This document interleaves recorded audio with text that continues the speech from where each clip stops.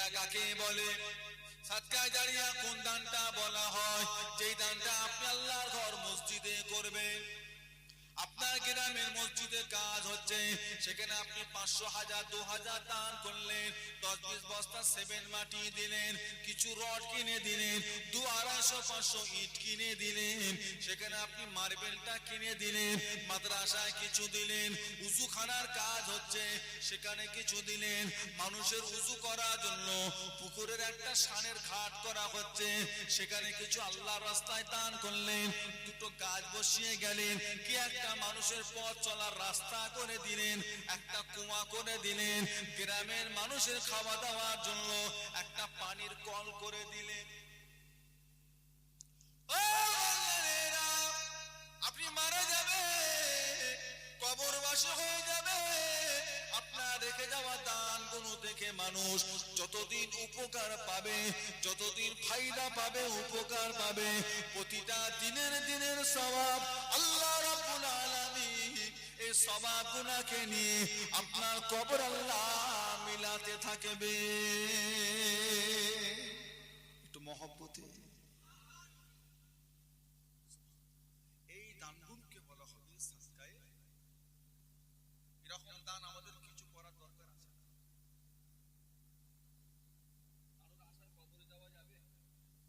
কারো আশায় কবরে যাওয়া যাবে?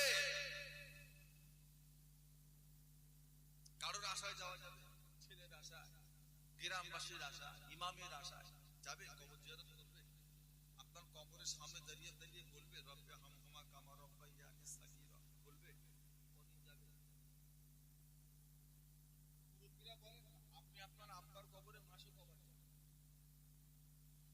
যান, 2 মাসে, তাহলে কখন যান? ওই ঈদে যাই, বকরাইতে যাই, সবে বছরে 2 আপনি এত বড় মানুষ হয়ে 5 ওয়াক্ত নামাজি মুসলিম আল্লাহওয়ালা হয়ে যদি আপনি আপনার বাপের কবরে বছরে 3 বার যান, আপনার ছেলে আপনার কবরে কবে যাবে?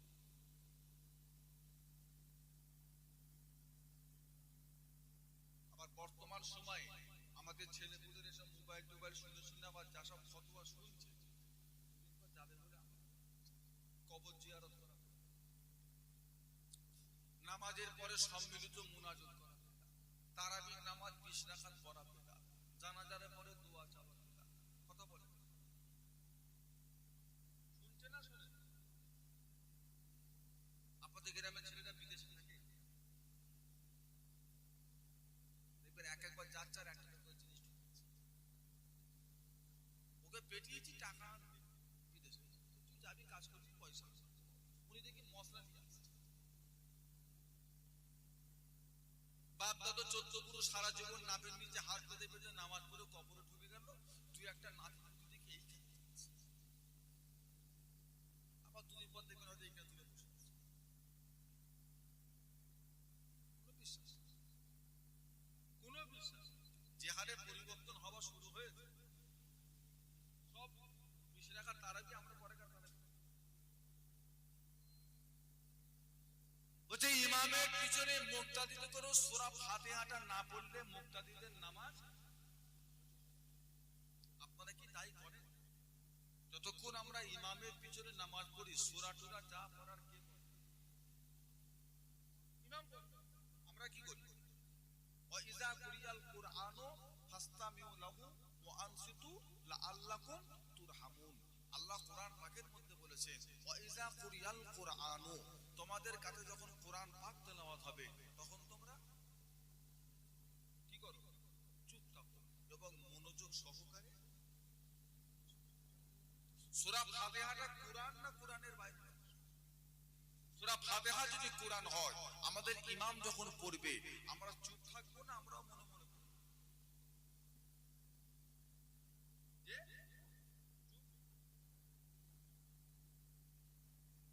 আজকের মাগরিবের নামাজে আপনি মসজিদে গেলেন,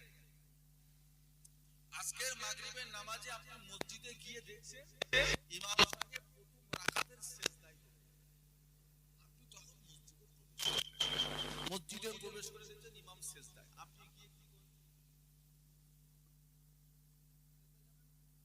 আপনি এই মসজিদে এসেছেন ইমামের অনুসরণ করার জন্য,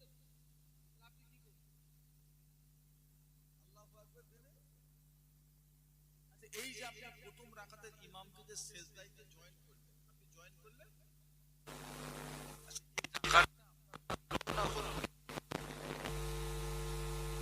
এই রাকাতটা আপনার হলো না হলো? এই রাকাতটা কি সালাম ফেরাবার পরে আপনাকে পড়ে দিতে হবে না হবে? বুঝতে পারছেন? আচ্ছা, এইগুলো তো নতুন কিছু না, বাবা পুরাতন জিনিস। আমি কি আপনাদের কাছে কোনো শব্দ কিছু জিজ্ঞাসা করলাম? আমি যদি বলতাম যে সেজদায় যাওয়ার সময় আগে হাঁটু যাবে না হাত যাবে, তখন আপনারা আগে কপাল ঠেকাবো না আগে নাক ঠেকাবো? সেজদা থেকে যখন উঠে দাঁড়াবো, আমাদের হাত হাঁটুর উপর ভর দিয়ে উঠবো না জমিনে হাত দেবো? অত কঠিন কিছু জিজ্ঞাসা করি নাই। বলেছি ইমামকে আপনি সেজদায় গিয়ে জয়েন করেছেন, ইমামের সঙ্গে দুটো সেজদা আপনি দিয়েছেন, এই রাকাতটা আপনার হলো না হলো?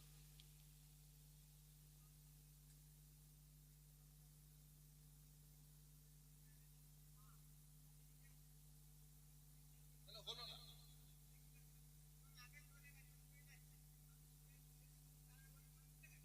আপনি সেজদা দিয়েছেন, আপনি ইমামের সঙ্গে সেজদা দিয়েছেন, সেজদা দিয়েছেন দুটো,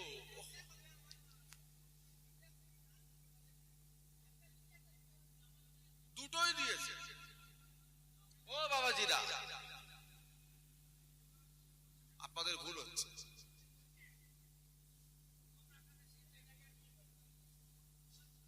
ঈশান নামাজে মসজিদে গেছে, ঈশান নামাজে মসজিদে গিয়ে দেখছেন ইমাম সাহেব প্রথম রাকাতের রুকুতে আছে। আপনি তাড়াহুড়ো করে মসজিদে গেলেন, কাতারে দাঁড়িয়ে আল্লাহু আকবার বলে রুকুতে গিয়ে সুবহান রাব্বিয়াল আযীম একবার পড়েছেন।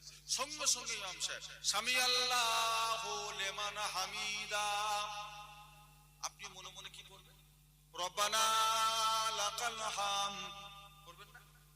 এবার ইমাম বলবে আল্লাহু আকবার, আপনি চলে গেলেন আল্লাহু আকবার। আচ্ছা, এই রাকাতটা হলো না হলো?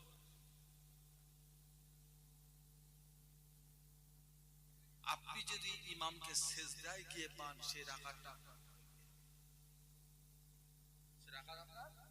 হয়নি। আপনি গিয়ে ইমামকে যদি রুকুতে গিয়ে জয়েন করতে পারেন, এই রাকাতটা আপনার হয়ে গেল। সেজদায় গেলে সেজদায় হলো না, রুকু দেওয়া ওয়াজিব, রাকাতে রুকু দেওয়া কি আপনার ওয়াজিব চলে গেছে, আপনার নামাজ রাকাতটা হবে কি? সেজদায় গেলে রাকাত হলো না, রুকুতে পেলে রাকাত। তো যে ছেলেটা ইমামকে রুকুতে এসে পেল, আচ্ছা ও সূরা ফাতিহা কখন পড়বে? পড়তে পড়তে ছুটছিল সূরা ফাতিহা পড়ে নাকি সালাম ফিরে একবার পড়ে দেবে? তুমি যে বলে বলে বেড়াচ্ছ সূরা ফাতিহা রাকাতে না পড়লে ওই ব্যক্তির নামাজ হবে না, আর নবী বলছে রুকু পেলে আমাদের রাকাত পেয়ে গেল, কোনটা নেবেন? আপনি যদি ইমামের সঙ্গে রুকুটা যদি পান, আপনার সেই রাকাতটা কমপ্লিট নাকি সূরা ফাতিহা পড়তে হবে? আমাদের নামাজ নষ্ট। আমাদের ইমাম যতক্ষণ সূরা কিরাত করবে আমরা চুপচাপ। আপনি বলবেন হুজুর আসর বেলা তো ইমাম সূরা আসতে পারে, শুনতে পাইনি, চুপ থাকো। আপনার এতটুকু তো বিশ্বাস ইমাম কিরাত করছে, ইমাম কুরআন পড়ছে, এই বিশ্বাস আপনার আছে তো? আল্লাহ শুধু চুপ থাকতেও বলেছে না শুনতেও বলেছে? যেই নামাজে ইমাম জোরে পড়বে সেই নামাজে চুপ থাকবো এবং মনোযোগ সহকারে শুনবো, আর যেই রাকাতে ইমাম আস্তে সূরা পড়বে সেই রাকাতে আমরা কোন সূরা আমরা পড়তে, কে কি করছে না করছে ওসব শুনতে গেলে হবে না। আমরা হলাম হানাফি, আমরা হলাম, আপনি 30 বছর 40 বছর 50 বছর এই যে হানাফি মাসলার উপর যে আছেন, এর উপর কি আপনার কোনো সন্দেহ আছে কি? আপনি হকের উপর আছেন ইনশাআল্লাহ, বিশ্বাস আছে? কে কি করলো না করলো, ছেলেপুলেগুলিকে একটু কবর জিয়ারতে তাকিয়ে দেবেন, তবে আপনার কবরে যাওয়ার পরে তারা একটু কি দোয়া, ছেলেকে সেইভাবে মানুষ করবে। আমার ছেলে মানুষ করতে পারছি না, আমার বাবাজিরা ছেলে মানুষ করতে পারে না। আল্লাহ রাসূল বলে আমার আপনার নবী দয়াল নবী বলেন, যখন তোমাদের কোনো সন্তান হবে, ছেলে কিংবা মেয়ে হবে, আল্লাহ তরফ হইতে মা বাবার উপরে তিনটে কাজ আল্লাহ পাক ফরজ করে দিয়েছে। ও ভাইজানেরা, আল্লাহ রাসূল বলে, যখন তোমাদের সন্তান হবে, প্রথম সন্তান হলো বা দ্বিতীয় সন্তান ছেলে কিংবা মেয়ে হলো, মা বাবার প্রথম দায়িত্ব হলো ছেলে মেয়েদের সুন্দর দেখে একটা নাম রাখা। যেই নামের মানেটা বড় ভালো হবে, নামটা শুনতে বড় ভালো লাগবে, এই রকম একটা নাম রাখা। অনেক দুনিয়ায় মা বাবা আছে, এই প্রথম দায়িত্বটাই পালন করতে পারে না। মুসলমানের ছেলের নাম রেখেছে লালু, মুসলমানের ছেলে, এটা মুসলমানদের নাম। নাম রেখেছে রাজু, নাম রেখেছে পিন্টু। এত নবীদের নাম, এত সাহাবাদের নাম, এত পীর ওলি আল্লাহ গৌস কুতুবদের নাম, আমি সবার নাম ছেড়ে দিলাম, আমার আল্লাহর নাম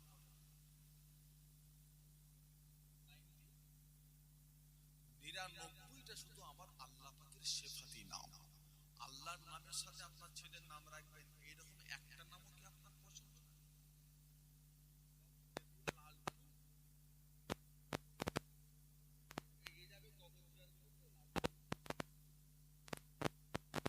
এটা নাম। প্রথম দায়িত্ব ছেলে মেয়েদের একটা সুন্দর দেখে নাম রাখা। দ্বিতীয় নাম্বার দায়িত্ব হলো, আপনার ছেলে যখন বড় হবে, একটু বড় হয়ে যাবে, তালাবুল ইলমে ফারিদাতুন আলা কুল্লি মুসলিম। আল্লাহ নবী বলেন, প্রতিটা ঈমানদারের জন্য, মুমিন মুসলমানের জন্য, মেয়ে এবং ছেলেদের জন্য শরিয়াতি ইলম শিক্ষা করাটা হলো ফরজে আইন, করতেই হবে, বাধ্যতা। মা বাবার দ্বিতীয় নাম্বার দায়িত্ব হলো আপনার ছেলে মেয়েকে কোরআন পাকের তালিম দেওয়া। কোরআন পাকে 100টার ভিতরে 95টা ছেলে কোরআন পড়া, 10টা বাপের 10টা ছেলে মেয়ে মশলা জানে না, মশলা জানে না। আপনার মেয়ে নিয়ম জানে না। মেয়েদের বহু মশলা আছে, যেগুলো আম মাহফিলে বলা সম্ভব।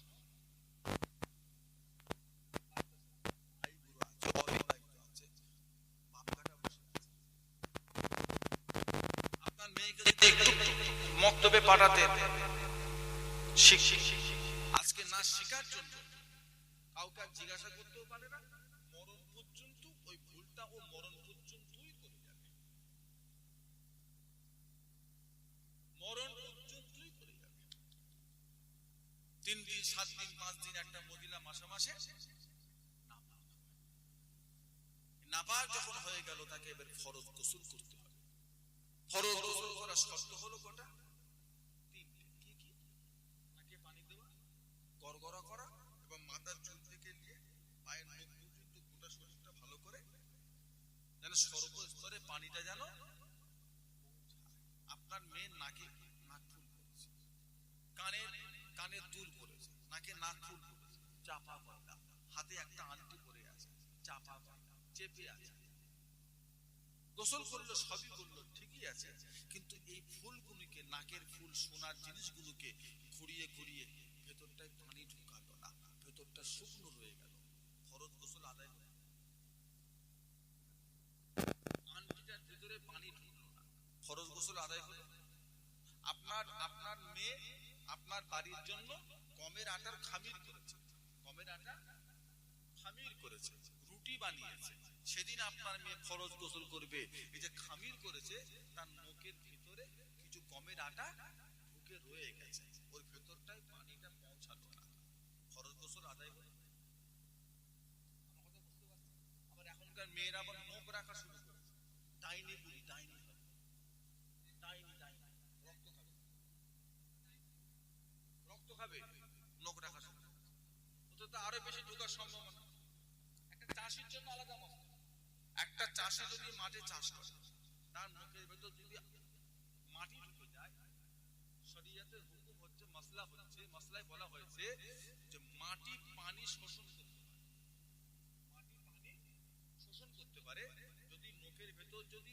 শুয়ে থাকে, সে যদি হাত ধোয় সেই পানি তার মুখের ভেতর পর্যন্ত পৌঁছে যাবে। গমের আটা শুকিয়ে গেলে ভেতর পর্যন্ত পানি মশলা না, এ তো সামান্য ব্যাপার। এলেম শিক্ষা করাটা হলো ফরজ। এলেম যদি শিক্ষা না দেয় সারা জীবনে ভুলটা করে যাবে। 3 নাম্বার কাজ হলো যখন আপনার ছেলে মেয়ে বড় হয়ে যাবে, আপনার 3 নাম্বার দায়িত্ব হলো ছেলে মেয়েদের বিবাহ কাজটা সমাধান করে দেওয়া।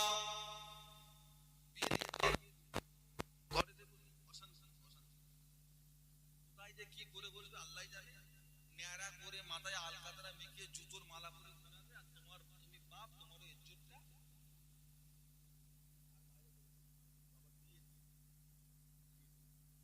ঝামেলা মিটে। শরীয়তের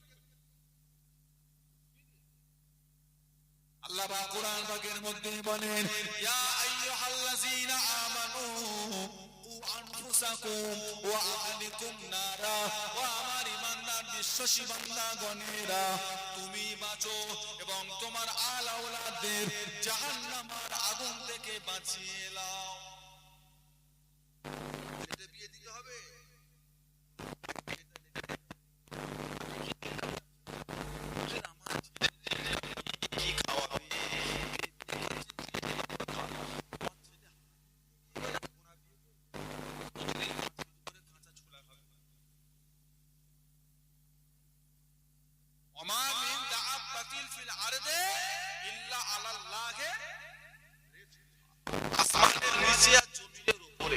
যত মখলুক আছে, যত জীব আছে,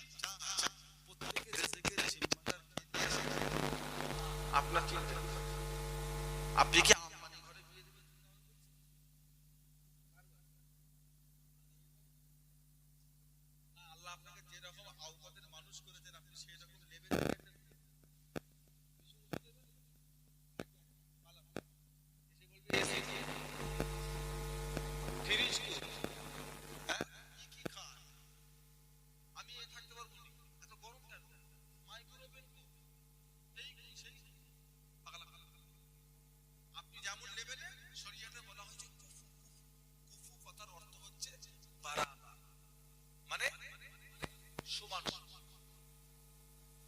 ছেলে 8 পাস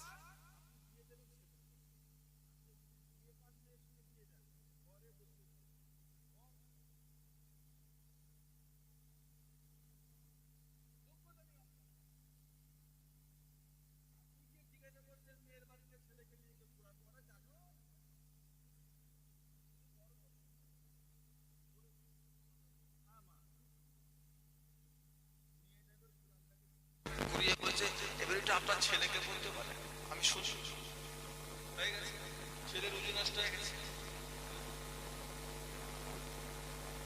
এবার কি অর্থাৎ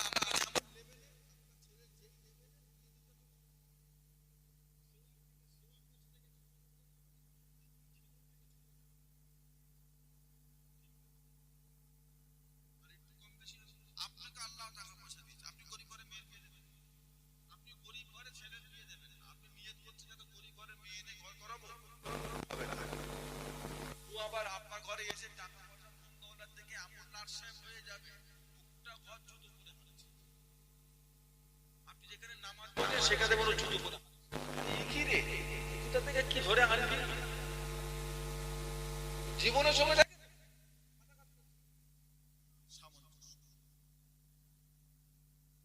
সামঞ্জস্য ঠিক রাখবে, সম্পর্ক ঠিক থাকবে। যে শরিয়াতের মাসলা, আপনি ভাববেন না যে হুজুর বিয়ে নিয়ে বিয়ে, বংশ দেখবে, শিক্ষাগত যোগ্যতা দেখবে, তোমার পরিবার দেখবে, টাকা পয়সা দেখবে, ছেলে এবং মেয়ের যোগ্যতা দেখবে, যোগ্যতা দেখবে, এই 4টে দিক দেখে বিয়ে দিবে। যদি আপনি 3টা দিক ঠিক রাখেন, আপনার মরণের পরে, মা বাবার মরণের পরে আপনার ছেলে মেয়েরা আপনার 4টে জিনিস পালন করবে। আল্লাহ রাসূল বলে, মা বাবা যখন মারা যাবে, মা বাবার মরণের পরে ছেলে মেয়েদের উপরে আল্লাহ তরফ হইতে চারটে কাজকে ওয়াজিব করা হয়েছে। এক নাম্বার হলো মা বাবার লাশটা গোসল দাও, কাফন পরাও, জানাজার নামাজ পড়ো, মাটি মনজুর করে দাও। দ্বিতীয় নাম্বার কাজ হলো তোমার মা বাপ যদি কিছু ঋণ করে যায়, ধার করে যায়, ঋণটা পরিশোধ করে দাও। তিন নাম্বার কাজ হলো তোমার মা বাপ যদি কিছু ওসিয়াত করে যান, ওসিয়াতটা পালন করে দাও। চতুর্থ নাম্বার কাজ হলো তোমার মা বাপ জমি জায়গা টাকা পয়সা যা রেখে গিয়েছে ছেলে মেয়েদের ভিতরে কোরআন হাদিস মোতাবেক ভাগ বন্টন করে নাও। এক নাম্বার ছেলের দায়িত্ব হলো বাপের গোসল কাফন পরাও, সুন্দর করে জানাজার নামাজ পড়ো। দ্বিতীয় নম্বর দায়িত্ব জমি জায়গা টাকা পয়সা যা আছে সব বুঝে বুঝে সব বার করে দিয়ে আর ভাই বোন সব যে যার মতো বসে যে যার মতো ভাগ করে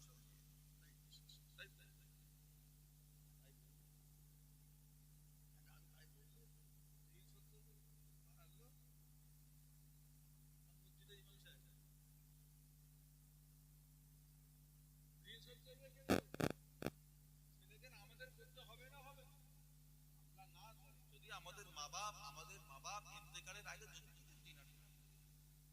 দায়িত্ব নেবে। অনেক ছেলে আছে শয়তানের ডিল খচ্চর, বারবার যখন চাইতে আসছে ও আবার ওর হাত ধরে গিয়ে কবরে যে বলছে ওইখান থেকে বাপের কবর ওইখান থেকে নেবো 30 বছর তোকে খেয়ে যা মানুষ বাপের 5,000 টাকা সময় দাও যে চাচা আমাকে 2 দিন সময় দাও, বাপের ঋণ শোধ আমার আব্বা করেছে।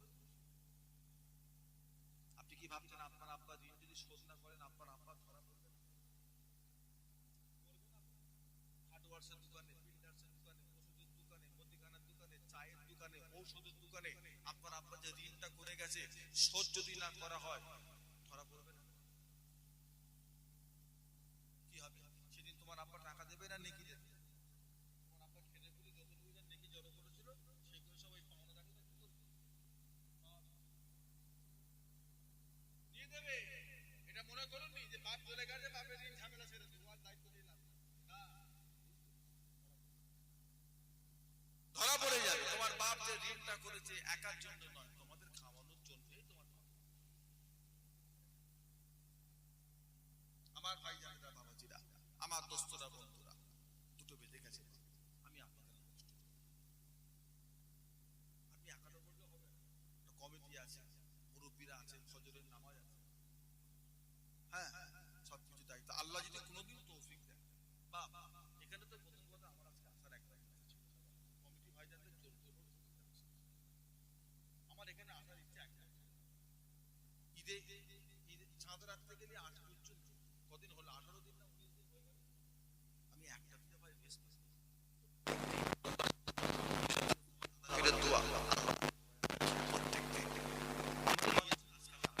একটু ঘরে থাকবো, রেস্ট কোনো খাতি যদি আল্লাহ তৌফিক দেন আসবো। আমার ওয়াজ করতে কোনো সমস্যা নেই, এটা তো আমাদের কাজ। আল্লাহ হইয়ে দেয় হাজার শরীর অসুস্থ হলো এই জায়গাটা এসে বসলে আল্লাহ একটা রহমত না দিল শরীয়তের কথা তো আল্লাহ বলা ঠিক একটা সুন্নতি আবার যদি আল্লাহ কোনোদিন নিয়ে আসে, এমনিতে ভাইরা আসে, আমার ছোট ভাই ভাই আব্বা হুজুর তোমরা চাঁদা তো আসেন যাই না, আমার জোনায়েদ ভাই তো আসে, আল্লাহ নিয়ে আসায় আসে আপনারাও আসবেন। আল্লাহ পাক আমাদের এই মুজাদ্দুজ্জামানের সিলসিলার মুরিদ মুতাক্কিদিন আর আমি সেই বংশের ছেলে, আল্লাহ পাক আমাদের এই সুন্দর সম্পর্ক আল্লাহ বজায়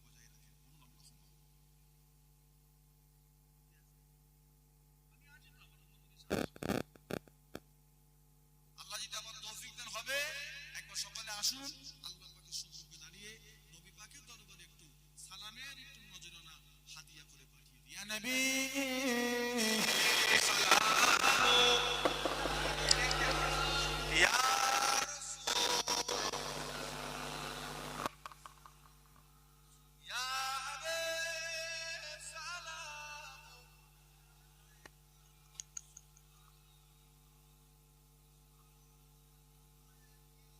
طلع علينا للشنيعة البداء وجب الشكر علينا مدى لله داعي يا نبي يا رسول يا حبيب سلام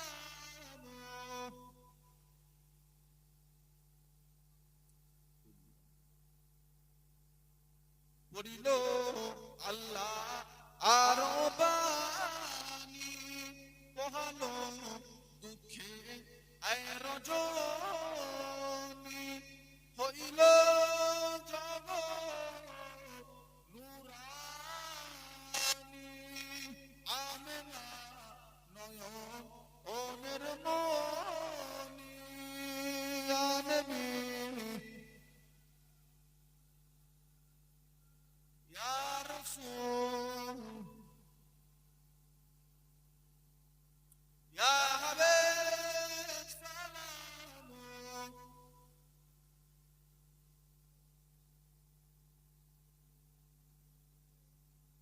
जब नबी पैदा हुए थे सब माला डर पे खड़े थे रब्बी सल्ली रहे थे बाद यूं कहे ऐ रहे थे या नबी सलाम या रसूल या हबीब सलाम अलैका सलावतुल्लाह अलैका या रब सल्लल्लाहु वसल्लम दाइमा अबदा अला नबिका खैर खल्क़ि कुल्ली आदि सदरुद सलाम بلغ العلا بكماله كشف الدجى بزمانه حسنت جميع خصاله صلوا عليه وآله درود اللهم صل على سيدنا مولانا محمد وعلى آله سيدنا সকলে বিসমিল্লাহ শরীফের সাথে 7 বার সূরা ফাতিহা আলহামদুলিল্লাহ শরীফ 10 বার সূরা ইখলাস কুল হুয়াল্লাহু শরীফ 11 বার দরুদ শরীফ তেলাওয়াত করেন সবরে সানি হবে এলাকার কবরবাসীদের মুর্দাদের রূহের মাগফিরাতের জন্য দোয়া হবে বিশ্বের মুমিন মুসলমানদের শান্তির জন্য আল্লাহর কাছে দোয়া চাওয়া হবে